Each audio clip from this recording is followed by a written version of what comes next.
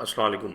आपके सामने life after partition जो सारा अंसारी की लिखी हुई किताब है, जो लंदन के एक अहम तालीमी इदारे की प्रोफेसर भी हैं, और उन्होंने ये किताब अपने शौहर के कहने पे लिखी कि वो सूफ़ी सिंध पे लिखवाना चाहते थे, मगर उन्होंने इतना सच लिख दिया कि आज सिंधी बोलने वाला शर्माता है इस किताब का जिक्र करते हुए।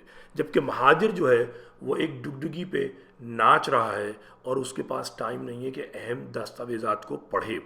मेरे दोस्तों, इस ऑडियो को लाजमी पूरा सुनिएगा और यकीनन शेयर कीजिएगा, क्योंकि इस 2 सफ़ों के अंदर महाजिरों की कहानी मौजूद है।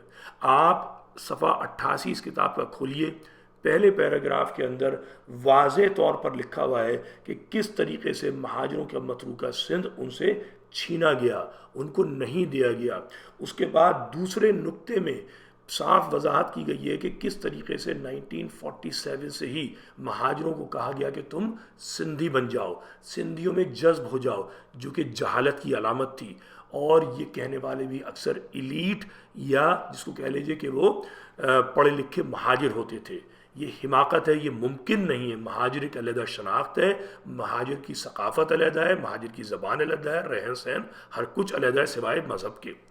उसके बाद महाजिर नाम पर तंजीमें ना बनने की पूरी कोशिश की जाती थी। आप ये देख लें, 49 में भी यही हो रहा है। ये 49 का जिक्र है इस किताब में।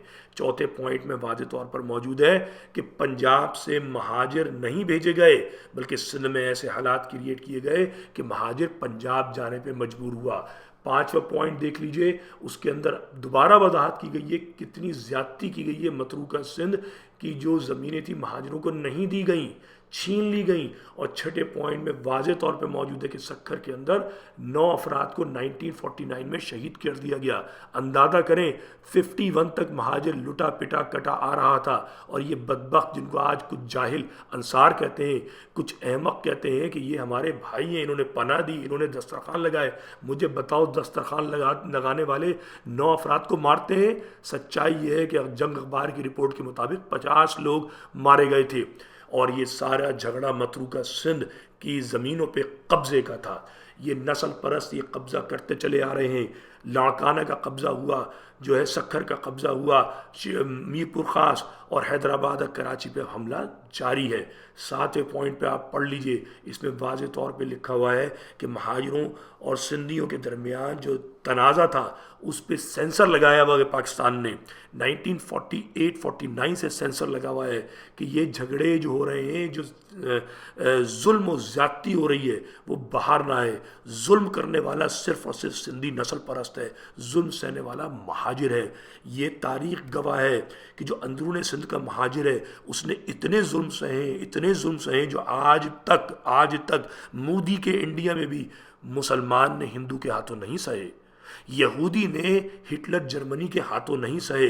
इनकी ज़मीनें छीन ली गई हैं, इनको तालीमी इदारों में जाने नहीं दिया जाता। जाके पढ़िए तो सही, कहानियाँ सुनिए तो सही। 60, 70, 80 की दिहाई में महाजिर नौजवानों के साथ जिनसी ज़्यादती की जाती थी, मार मार के लहू लहान करके फेंक दिया जाता था।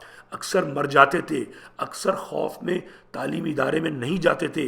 नस्लों की नस्लें जो थी तालीमी तौर पर बर्बाद कर दी इन नस्ल परस्तों ने। आप चाहते हैं कि ये बात बाहर ना आए, ये बात बाहर आएगी और हर महाजिर को लानी पड़ेगी बाहर। कराची वालों को तो पता भी नहीं है कि अंदरून सिंध में कितना जुल्म हुआ है। अंदरून सिंध का महाजिर इतना मजलूम है कि कसम खुदा की उनकी मजलिसें पढ़ी जा सकती हैं।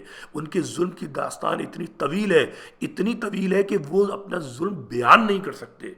अगर वो बयान करें तो उनके घरों को ये आग लगा दे, उनके बच्चों को ये मार दे, इतना जुल्म है। तो अंदरून सिंध का महाजिर मजबूरन आज अपने आप को सिंधी कहने पे मजबूर हो गया है। और यही हाल अब कराची का होने जा रहा है। होश के नाखून लो महाजिरों, अपने दुश्मन को पहचानो, जालिम को पहचानो। इस इंसानी हुकूक के ज़माने में अपने हक़ के लिए बात करो, चाहे हक़ मिले ना मिले, मगर अपने हक़ की बात करो और हक़ बात कहो।